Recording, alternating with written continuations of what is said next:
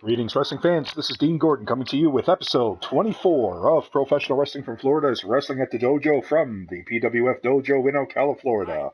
Our first match now is Lunch Lady Stand versus Hiro Kazufuji, 10-minute time limit. Hiro Kazufuji has been on a roll as of late. He's showing himself to be quite an impressive wrestler. He's been growing, he's been developing well. And he has just been really showing some really good results, especially in his wrestling cavalcade matches. He is taking on veteran Lunch Lady Stan, and despite the size advantage for Lunch Lady Stan, and despite maybe the power and the brawling ability of Lunch Lady Stan, Hiro Kazufuji could win this match because he simply is the better wrestler, better technique, better leverage, and I would say as well, better conditioning.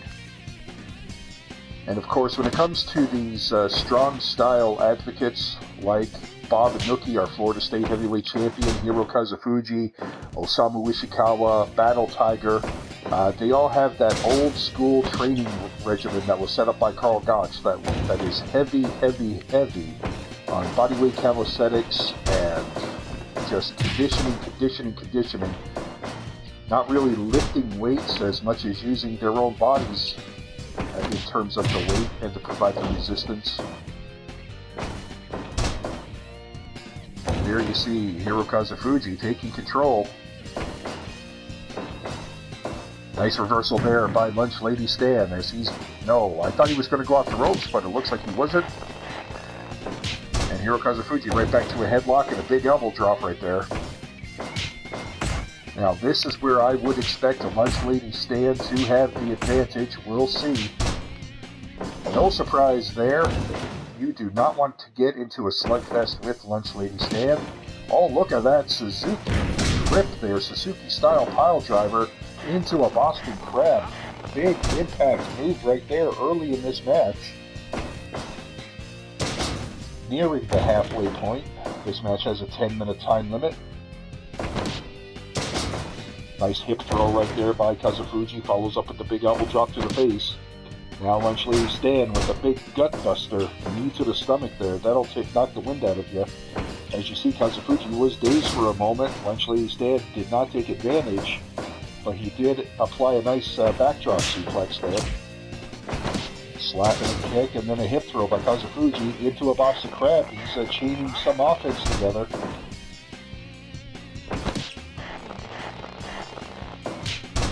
Once again, a big shot right there. Double leg takedown, but Lunch Lady Stan fought out of it. And there we go, reversal on the brainbuster. Kazufuji dumped to the floor unceremoniously, gets back into the ring as Lunch Lady Stan is getting out of it. Over the shoulder arm breaker right there by Kazufuji, and of course that was a staple of Antonio Inuki. Yuki Ishikawa from Battle Arts used to do that as well. Nice reversal right there by Lunch Lady Stan. Both men down as we are nearing 7 minutes now of this 10-minute time limit matchup.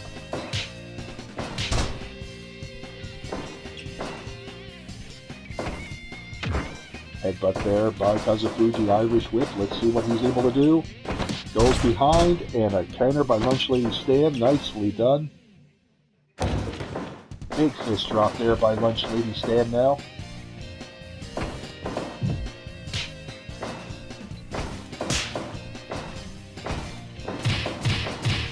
Nice series of kicks by Kazufuji. Almost reminded me of a Kawada with that.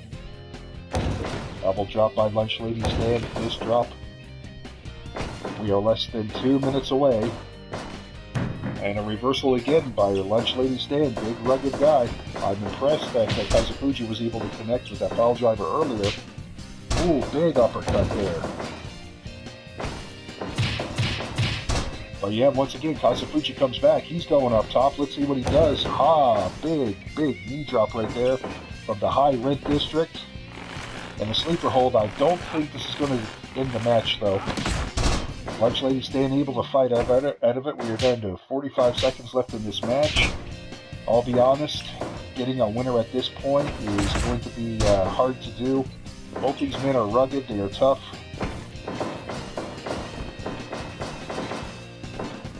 And there's a dragon sleeper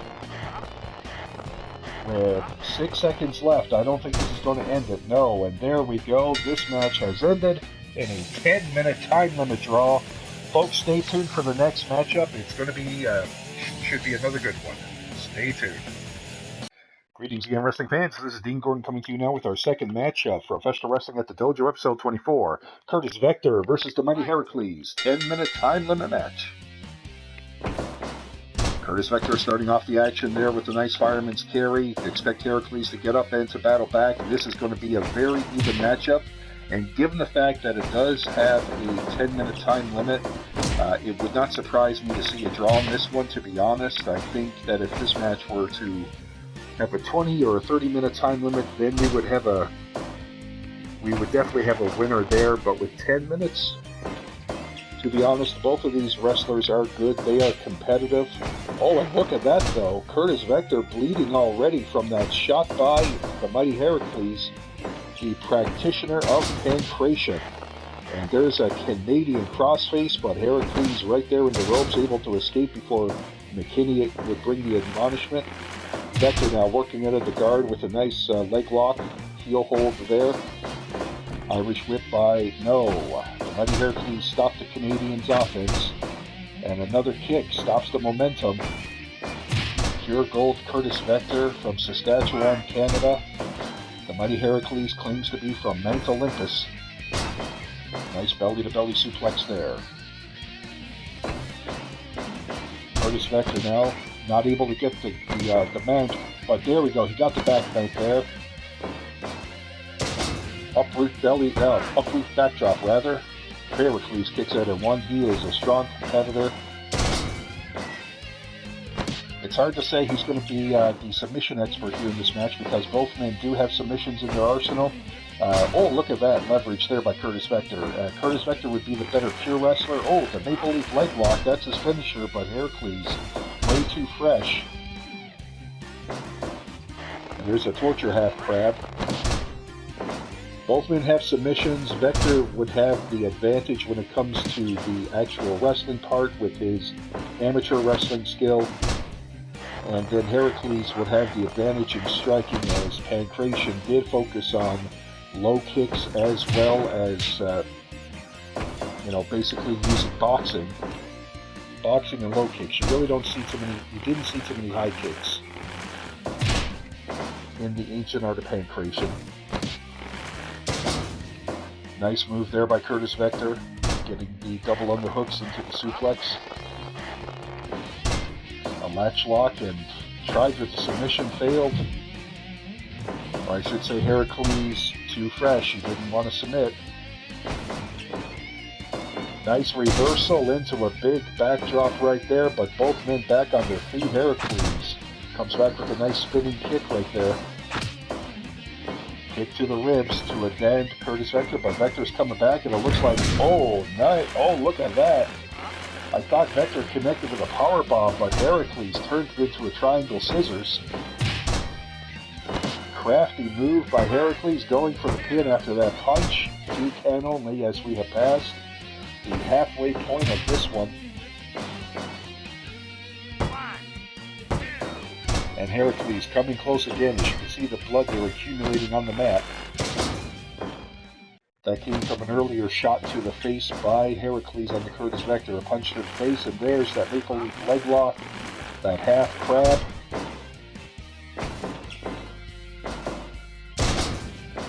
Nice backdrop once again, but Heracles right back to his feet fighting.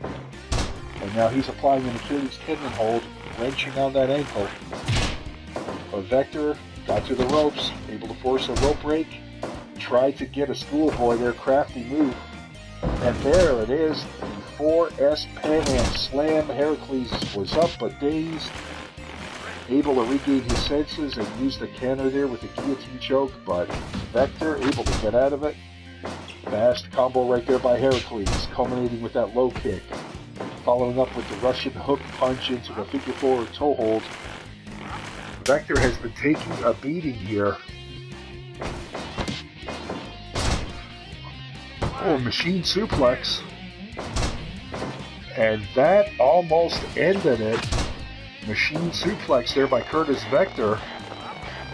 Now Heracles coming back, working on the arm, trying to get a submission victory as we are less than 1 minute away.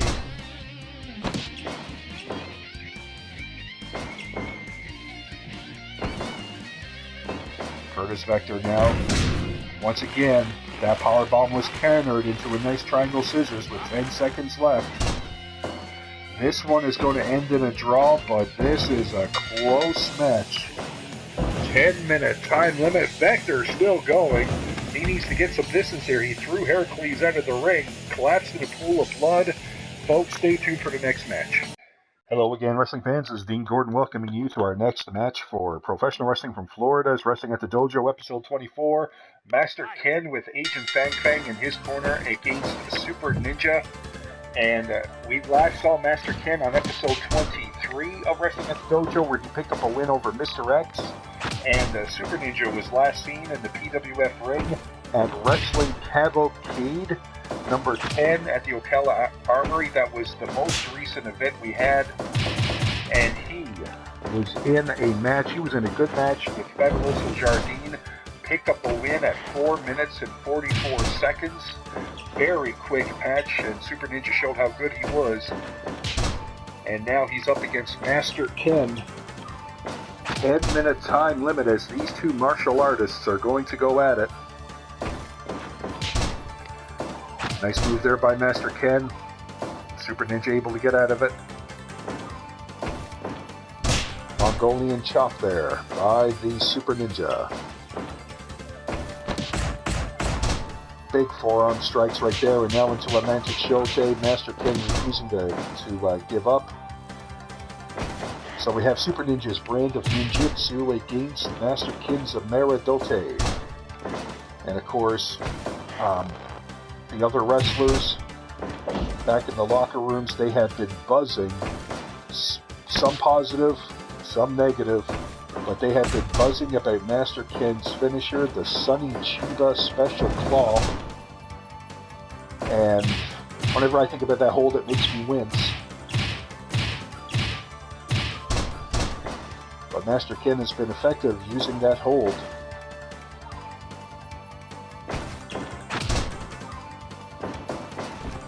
It's going to do Super Ninja well to avoid it. If he can avoid that Sunny Chiba Special Claw, that will greatly improve his chances of victory. Look at that super kick. Master Ken not going for the cover, but he's going for a giant swing and launching Super Ninja. Nice knee to the stomach right there. Master Ken just stomping away. I'm surprised he hasn't gone after the groin yet. That's one of the tenets of a Meradote. And of course he has to watch it for the Super Ninja, because Super Ninja has some big moves himself. Especially that dreaded sickle. And that's what he used on Fabuloso Jardine. In fact, in their match, he used it twice. Once outside the ring, and the second time inside the ring to get the pinfall. Halfway point has been reached. Nice knee to the stomach there by Master Ken. Block and a counter, and just a big stomp to the face right there. Master Ken using a nice low kick there to stop Super Ninja, but Super Ninja relentless, and now cranking on that leg with the Achilles hold submission. Master Ken using that big swing to try to make Super Ninja dizzy and disoriented, and it's been working. High kick right there by Master Ken, the master of a Meradote.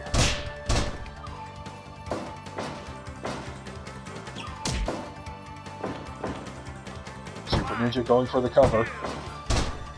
Master Ken kicks out.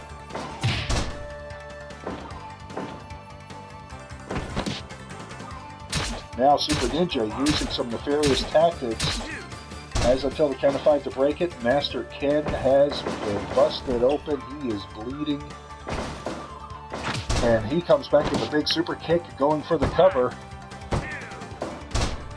Jerome McKinney only was able to count to 2 as Super Ninja fought out.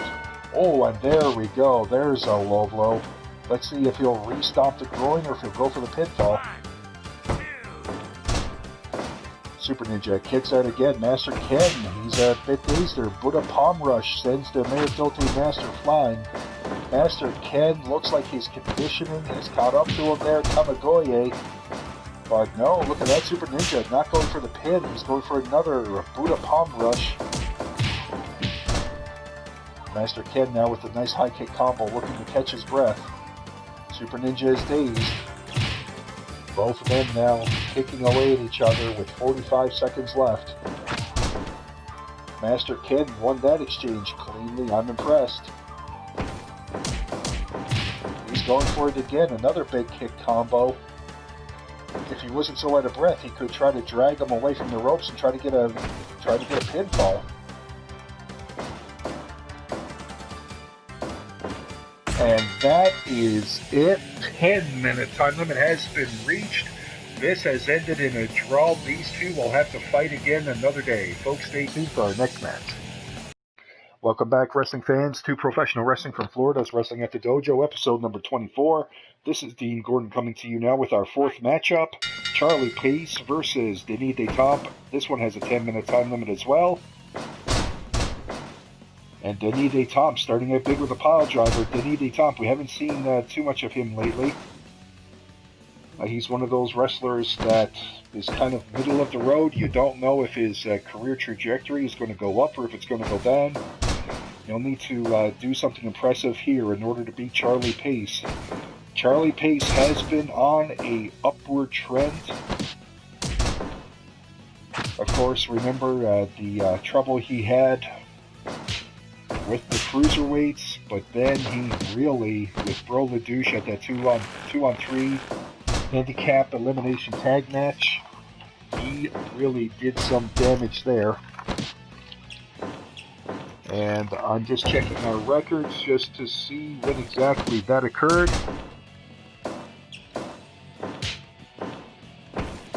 And that was back at All-Star Wrestling Extravaganza 6. That was at SCS Stadium in Miami. Pace and Bro LaDouche. And ever since All-Star Wrestling Extravaganza 6, Charlie Pace has been climbing upwards. We most recently saw him at our last event at Pro Wrestling Cavalcade at number 10 in Ocala, the Ocala Armory Hall. And that was where that was where we had the straw that broke the camel's back. Charlie Pace was in a match with Cholo Cali 209. Charlie Pace beat Cholo Cali 209 cleanly. Cholo Cali 209, he had been on a downward trend. He had been losing a lot of matches. And finally, with that loss, he packed his bags. He said, I've had enough. And Cholo Cali 209 has left Florida. So Cholo Cali 209 is no longer part of Professional Wrestling from Florida. Charlie Pace is the man who beat him last. And Cholo Cali has had enough. We don't know where he's going to go, what he's going to do, where he'll turn up, but Charlie Pace drove him out. And now Charlie Pace looking to drive Denis Detomp into the mat. Denis Detomp, though, he is fighting hard. He is a good wrestler. He is nobody's fool. He is nobody's sledge. Not just going to walk all over this guy. He has been in the ring with Jason V, and has beaten Jason V. He has been in the ring with Red Plague, and even though he didn't beat Red Plague, he stood up to him for as long as he could and gave it a valiant fight. And here against Charlie Pace, Denis Detomp is showing that he is not going to give any quarter. Going back to that binding clutch right there, hoping to wear down Charlie Pace with that hold, working on the legs and on the arms. Charlie Pace now is backing up, trying to reset, catch his breath.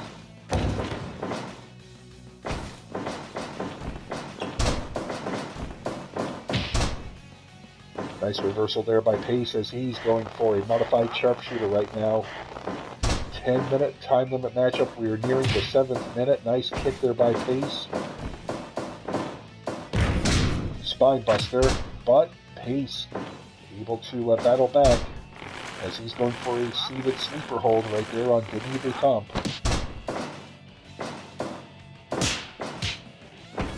Then exchanging strikes, and now a big side slam. Pace is up first, back to that sleeper. Old school approach there. Do a few moves, then go back to the body part. And we've seen, and that's what Denis was doing as well. Now there's a standing sleeper hold. Let's see what he can do with that.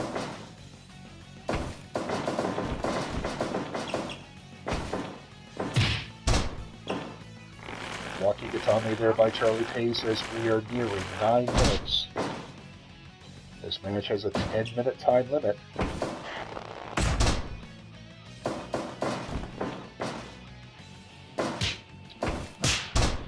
Less than a minute to go. Let's see if one of these... Ooh, fierce chop right there. Wow.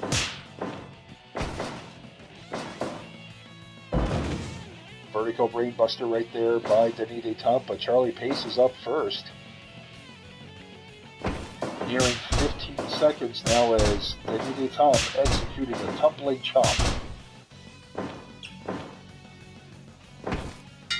And this is it. It is over. Another draw.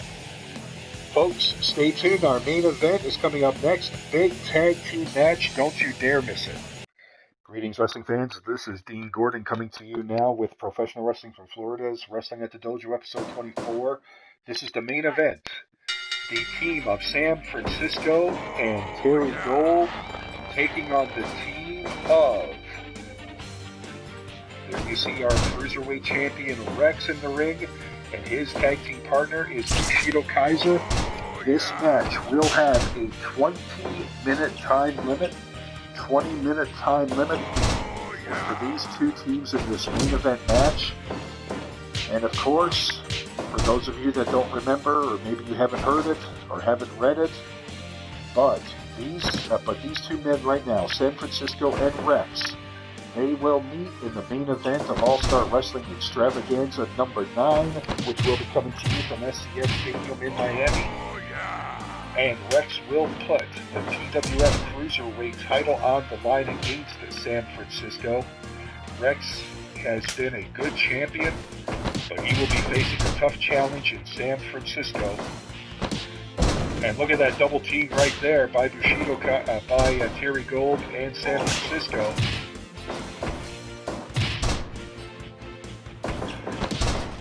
Nice drop toe hold there by Terry Gold. Bushido Kaiser, he knows about Rex's ability. He faced Rex and lost.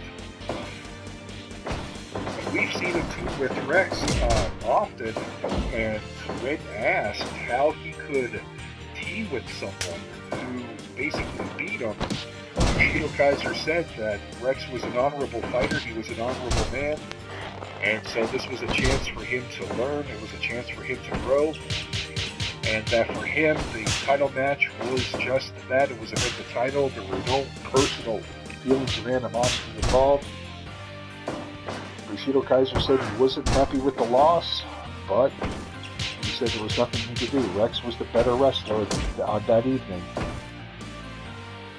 So Bushido Kaiser having a very sportsmanlike attitude, a very mature attitude, and that's one of the reasons why the fans here love him, but Bushido Kaiser isn't loving, he is not loving this right now. San Francisco with those mind games. Stomach claw applied now. And that's the thing with San Francisco. He will play the mind games, he will get inside his opponent's head, and then he'll basically try to shatter their skull with some of his offensive moves. There's Terry Gold now dealing with Bushido Kaiser. Rex and Terry Gold are the legal men. Terry Gold is a great amateur wrestler. And we talked about how, in the last matchup, we talked about Charlie Pace, how he beat Cholo Cali 209, and Cholo Cali 209 had enough of losing and quit PWF. Well, his frustrations really grew because of that man there, Terry Gold, who you just saw with the European uppercuts. Terry Gold beat Cholo Cali 209 in 2 very quick matches, less than 2 minutes each time he beat him. Cello County 209 just could not take it, could not handle it in PWF. He is gone. And Terry Gold, he shows what it takes to stay in PWF. He is a gritty individual. He is tough. Mental mindset is tough. He absorbs punishment. He dishes it out. And in the meantime, he just, with Terry Gold especially, he focuses on the sport of wrestling. While we here at PWF, we don't talk a lot about a wrestler being a heel or a face. It's one of those things where we let the fans decide who they like and who they hate. But for Terry Gold, the only thing that would really make him a heel, or heelish in any way, is his attitude and that he is a very arrogant man. When he looks down on a lot of the roster of the PWF, because he views their wrestling skills as being inferior to his, he won't necessarily throw out a lot of insults. He doesn't really try to rile up the fans specifically. You'll never hear him say a bad thing about the fans, but he will talk about the inferiority of his opponents. And his wrestling ability, we've seen him get some flash pins. And there we go, a nice pinning combination right there, but Bushido Kaiser able to get out of it now as we have reached the halfway point of this matchup. And Terry Gold fighting out of that double team, nicely done there, as we have Rex and we have Bushido Kaiser. Terry Gold dumped out of the ring, and there you see Bushido Kaiser. But Terry Gold was smart, got back in the ring quickly. He knows you cannot win on the outside. Even with no countouts, even with no disqualifications, PWF, we do not have falls count anywhere matches. All pinfalls and submissions have to happen inside the ring. And Terry Gold with a 1 count right there. We make no bones about it. We have no qualms about it. Our rule set is heavily inspired and influenced by Japanese pro wrestling. So that's why, our cannons are at 20, and that also helps our Libre competitors. When it comes to weapons, we have our lax view on weapons, and we do not have falls count anywhere matches, and that's all part of that Japanese influence. And that's why we have a lot of Japanese wrestlers here who feel very comfortable and at home, and our champion, Baba Nookie, is the epitome of strong style Japanese wrestling. Oh, Bushido Kaiser missed there. Let's see if that will cost him in the long run, as we have San Francisco now trapped. No, he is trapped in the figure 4 leg lock. Terry Gold in though. Nice roll up, but he's not the legal man, but he did set it up for San Francisco to get a stomach claw in again.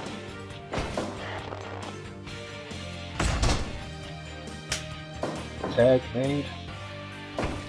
I'm quite impressed with the continuity here between Terry Gold and San Francisco. They're working decently as a team.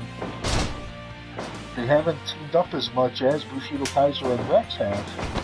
And a lot of times we see Bushido Kaiser and Rex also team up with Steel 78. Nice counter there by Rex as Terry Gold has been dumped unceremoniously to the outside. Rex now taunting as he's waiting for Terry Gold to get back in the ring. Terry Gold catches him in a rolling pin. Rex out at 1. Nice drop toe hold there by the Monarch, going for the Gato clutch. He's got him. Let's see. Just a 1 count right now on Rex. And another clutch. Once again, another 1 count. Terry Gold going for a backslide. Ooh, look at that. Put a little bridge into it at the end. Got that backslide. Nicely done.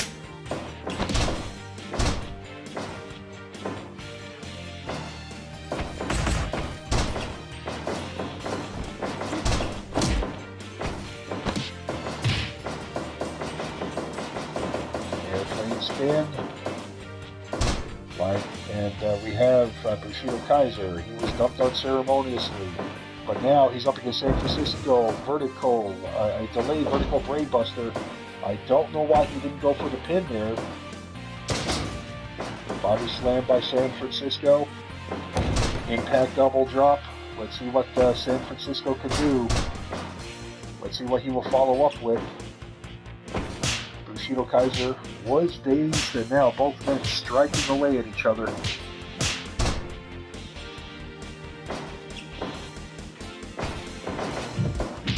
Oh, rolling capo kick. That was nicely done. Let's see what Bushido Kaiser can do there. He's got him up. Big powerbomb whip. No, why didn't he go for the cover? I don't understand that. I don't understand why he didn't go for the cover, especially with the fact we have a minute and a half left.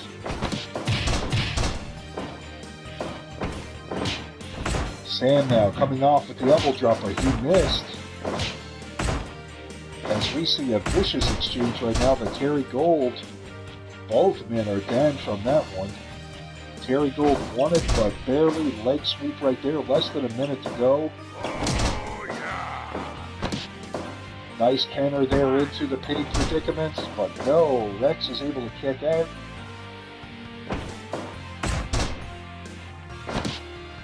Iron Claw pinfall, let's see. No, once again, Rex is able to kick out. And once again, folks, this is the first time that it's happened. All 5 matches on our episode have ended in draws. All 5 episodes. Folks, our next event is going to be the All-Star Wrestling Extravaganza 9. Make sure you tune in.